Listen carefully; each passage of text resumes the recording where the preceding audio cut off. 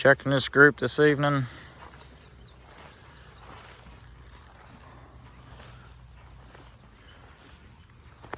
Moved them in this paddock yesterday. Wires over there, goes up the hill.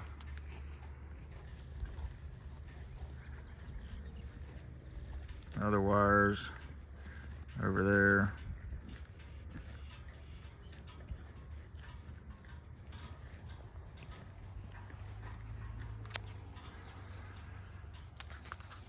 This is the jungle paddock, or the boneyard paddock.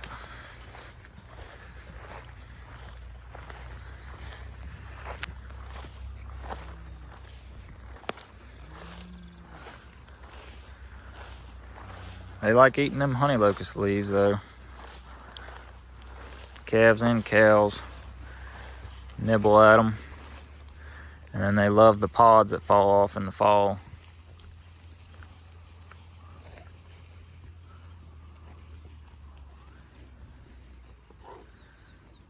Got a good bit more to take out of here in the next couple years. Keep a couple of the nicer ones for some shade.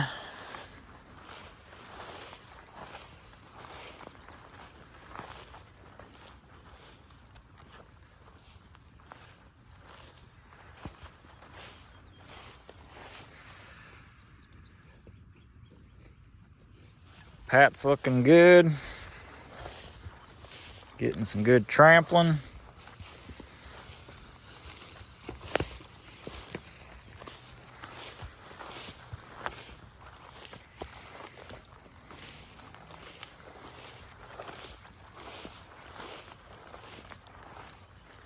This paddock's got some rocks in it too, this field.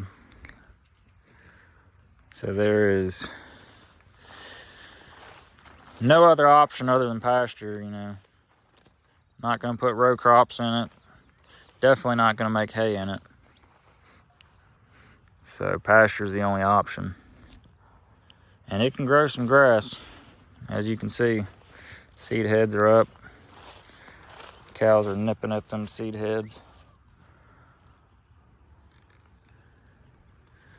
And this is with no fertilizer.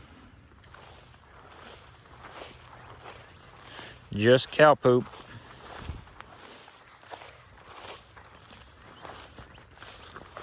Let's see what they did in the previous paddock.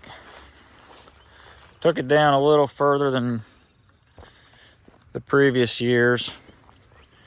Trying a little bit of that total grazing, I guess you could call it. Maybe not so much total grazing, but I don't know what the definition of it is. I just know I took it down a little more than usual, and I like what I see so far, as far as a lot more trampling and them eating more of a variety of things. I mean, if it's green and it's out here, they more than likely nibbled at it, other than a few things, which that's where sheep and goats would probably help out, because there's just cattle out here, and that's all I run, cattle. I don't have any sheep or goats yet. We'll see. But even them thistles and that weed, or whatever you want to call it, they eat it. It's an old burn pile. Need to stack some more of these thorn trees on it. But it's pretty rough. You know, you could call it a jungle, or it was going to be a jungle, because it was not taken care of in the years before.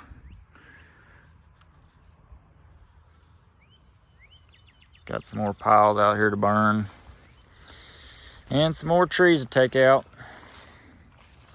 We just got another rain last night.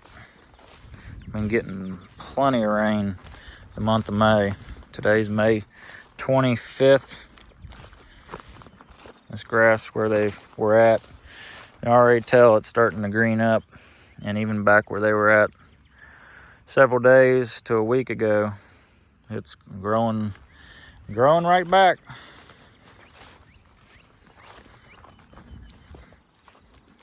It's crazy what a little rain can do for you compared to a dry year like last year.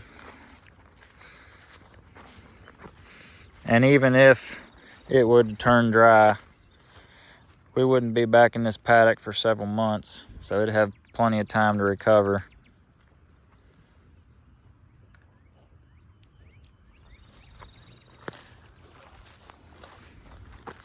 But I guess what I'm experimenting with is, taking it down a little more, beat it up some more, try and get some more diversity out here. Also, while trying not to fall too far behind on the pastures that are in front.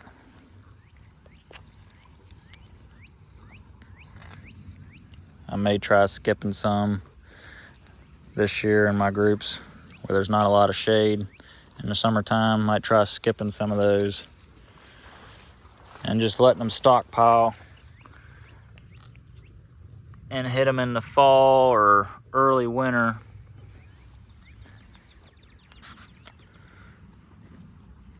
Because I got a decent bit of fields that don't have good shade in them, and it's hard to get a good graze on those fields in the summertime when it's hot and all the cows want to do, these black ones, all they want to do is stand underneath a shade tree half the day.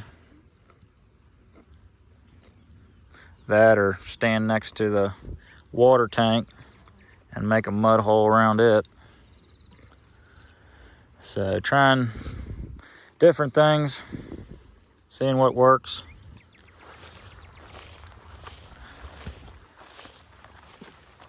There's a old mound of something, thistles on it. You can see they gnawed most of them off. Oh, she's right there. She just grabbed her some. The red ones are South Poles. That one looks like she's about to pop out a calf.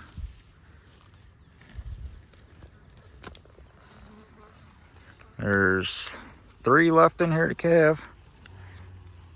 So most of them are already done. And the black ones are primarily Angus. Got some Hereford mix in there, some Gelby mix, but mostly Angus. And black cattle are nice when they slick their hair coat, but if they don't slick their hair coat, they're about useless. They need to be put in a freezer. Looks like we got some nosy ones.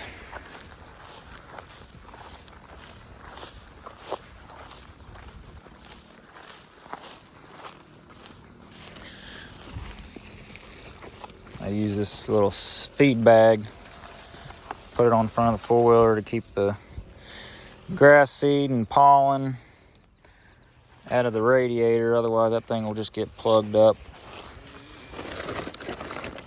and start overheating, and we don't need that.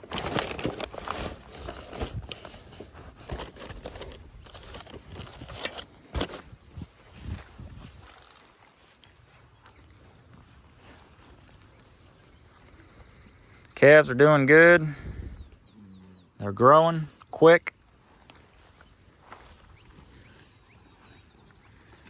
Some of the cows are coming back in heat. Bulls won't be in here till July, maybe the middle of June, around that time. That way we're starting March 15th, April 1st, sometime around there.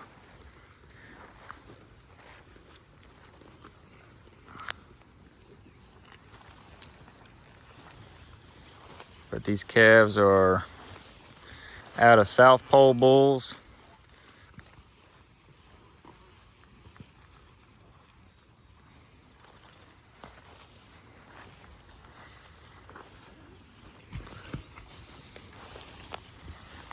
Nice slick hides.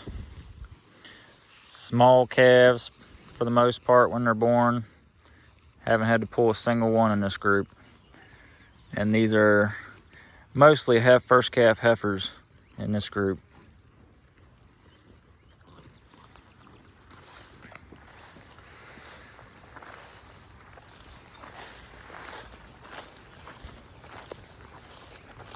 Let's see what's ahead of us.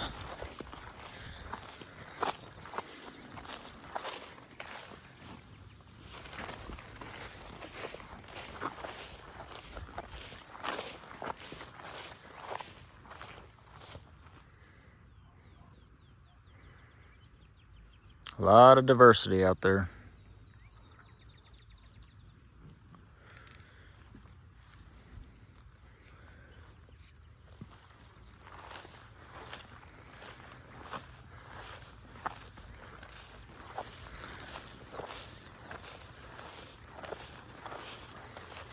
And I am understocked on pretty much all my farms right now. Had a drought last year and sold a good bit of cattle last year, and cattle are pretty expensive right now to buy. So I'm thinking I'm gonna keep all my heifers this year. Those that were born last fall, keep all those and breed them when we put the bulls in December. Breed all those and probably keep a bunch of these spring calves right here. Keep a bunch of these heifers to breed.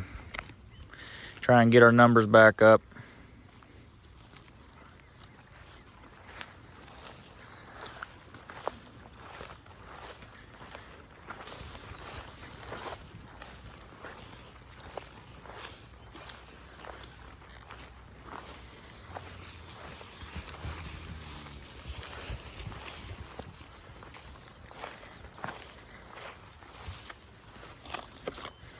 So lately, this past week,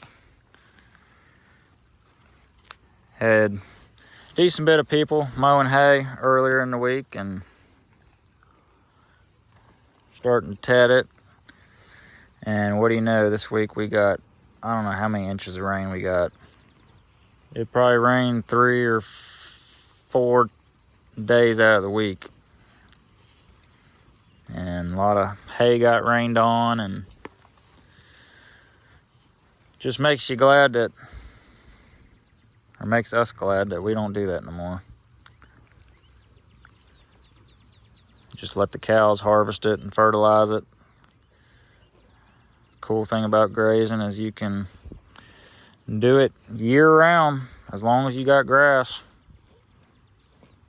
Unless the snow's a foot or two, then you got to unroll some hay. But we can be out here moving cattle in the rain, you know, all different weather conditions. And boys making hay, they got to have sunny weather. Which it's the same for our row crops. You know, you got to have sunny weather. Well, not always sunny weather. You can get it done as long as the field conditions are right. But like I've said, we're done. Corn and soybeans finished a week ago, and won't be back in the fields until the wheat comes off, and we'll be putting double crop soybeans in after that.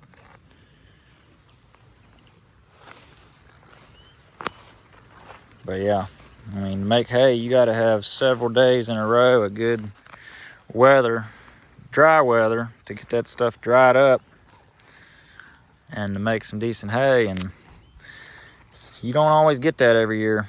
And this year, so far, is showing that. You probably could have waited until this coming week. It looks like it's going to be decent, but you never know. You know, it can rain when it's humid and cloudy. It can rain whenever it wants, it seems like. And when you figure the time and expense mowing that stuff and tedding it and raking it and baling it, and if you don't get to rake it and bale it and it gets rained on, several times. I mean, the feed value just goes down, as far as I know, from what I know. I think one time getting rained on, it's all right, but if it gets rained on again and again, it just, I can't see how it's that good a feed. I mean, it's not any good a feed. It's not any better than this grass out here when it's made into hay. So I can't imagine it gets any better feed value wise when it gets rained on.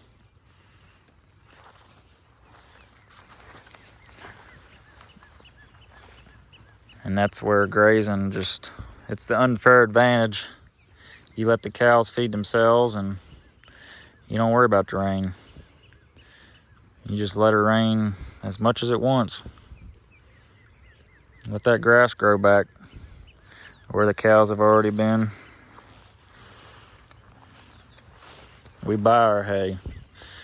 There's a lot of hay suppliers in our area.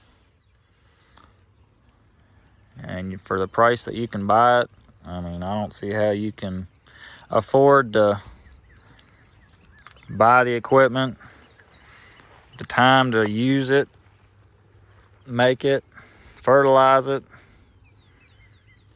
and move it, haul it, all that stuff.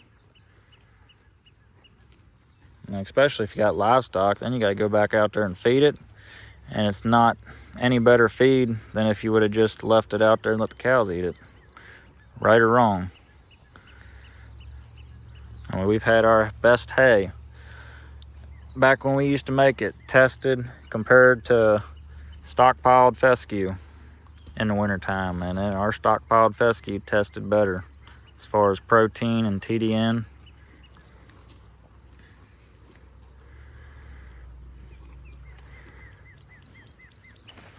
And I'm sure this grass out here that they're eating right now is better than any hay out there as well, because it's got green in it. And they're getting a diverse salad bar. These cattle are fat, and they got a calf on them. And they need to get bred back this summer if they want to stay in the herd.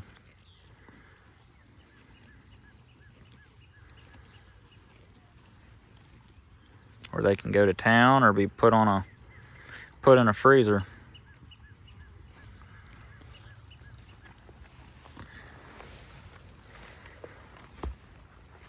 That one was born 2 days ago. Nice little calf. But yep, that's why we don't make hay anymore. The expense of it, the time. And if you got livestock and you're feeding it back to them, it's kind of spinning your wheels, shooting yourself in the foot. All the extra work to make it, and then you got to go out there and feed it, and it's not even as good a feed value as if you would have just left it out in the field and let the cows eat it and fertilize it. It's kind of a no-brainer. But like I say, everybody's different. Some people like to sit in a tractor, even if it means losing money. Not us.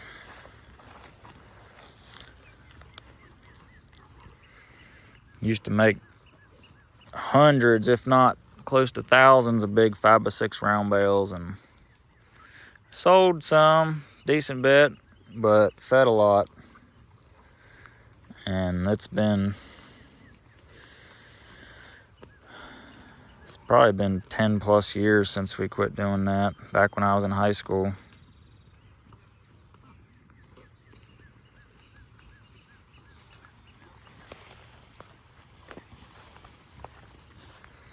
Turned what hay fields we had into crop fields and converted some hay fields into pasture. And now we're grazing everything, and even grazing crop fields, cover crops and corn stalks.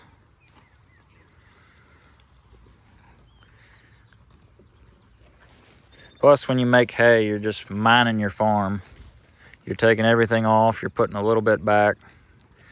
You're not really building much topsoil.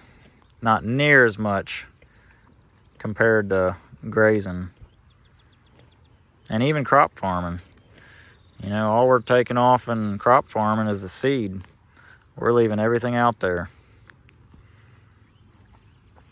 Corn stalks, wheat straw, bean stubble, bean stalks, whatever you want to call them.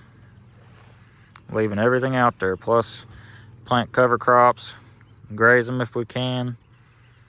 Or here in the near future, we're going to start rolling those cover crops and planting green still.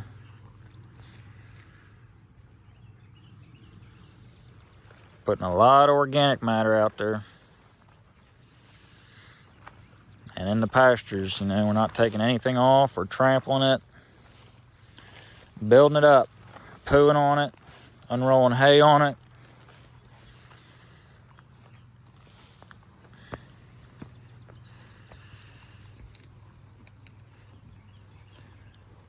And what's funny is you get landowners that think cattle are just terrible and that it needs to be into hay because it looks better. Well, those looks can be deceiving as far as organic matter and topsoil being built up. Because I guarantee you, when you make hay, you're not, I don't see how you're building any organic matter topsoil because you're taking everything off 2 to 3 times a year. And if you put commercial fertilizer back, you're not building topsoil with that. If you put turkey litter or livestock manure back, you might build a little bit, but still, you're not leaving near the amount of organic matter out there that you are with grazing.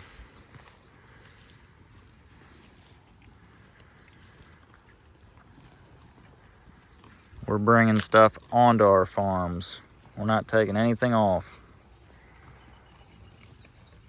The only thing you're taking off is when you sell the cows and you put that money in your pocket, whether it's taking them to the sale barn or taking them to the butcher. But as far as fertilizer, organic matter, not taking anything off.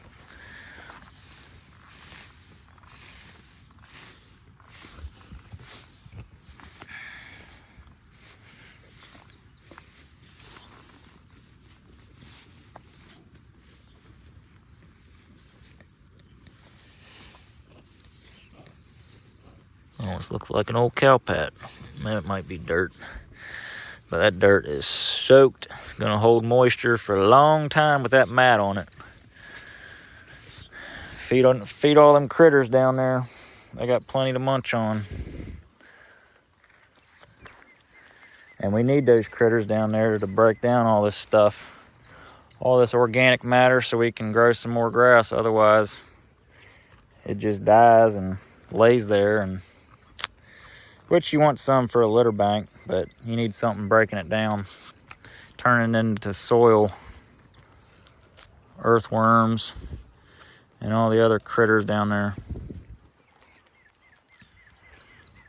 But yep, that's why we don't make hay. Just a lot of input. Not doing much good for your ground other than maybe making it look prettier, because you have a monoculture for the most part, and you mow it 2, 3, 4 times a year depending on the rain. You know, if you were to mow these pastures that many times, it'd probably look the same too. But we actually give everything a chance to grow. And that does also mean that some things might grow that you don't want to grow, and you just got to manage around them. You know, stock your cows up, get them to eat them, or just trample them.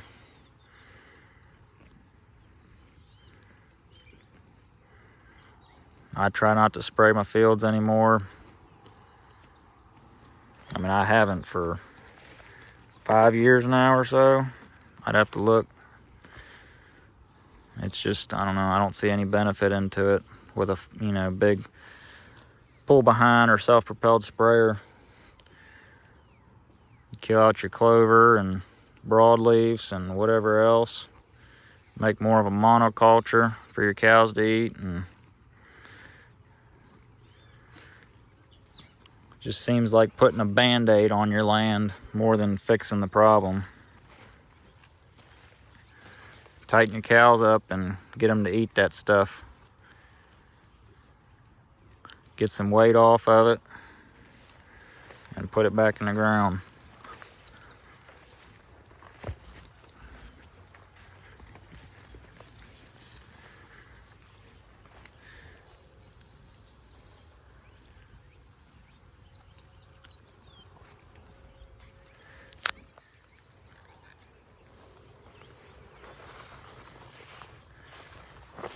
But at the end of the day, I'm glad to have haymakers because I don't want to do it, and I need some hay to buy for the winter time. No more than what we feed. It's nice to have a little insurance in the barn whenever it snows, and to extend the grazing,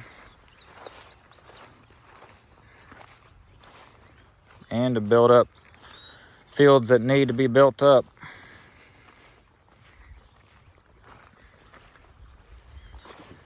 But yep. Keep them girlies moving.